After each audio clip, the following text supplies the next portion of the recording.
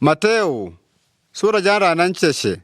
Aisa kumporia mundu jwambweye walo. Aiza adinkwinjira mwiboti wajombwe nyaza. Ni wapita kunzinda wao. Achalume bane bakwe banjigadile kwa wele mundu jumo jwambwe walo. Adiagonile mchitagala chao. Anankuchiwana chikulupi cha wakwe tebanyawo. Aiza watita kwa jwambwe walo. Nkole imani yambone mwanangu. Sambi yenu sidisi kululu chigwe. Paujo payele wane wakumanyidila ya malamuzi watita chinzi yenebe. Aba balumewa akulaniwa. Aiza adiazimanyi inganizo zyawo watezile. Digongo chimwanya nkuganize yanga lumbana mitima mwenu.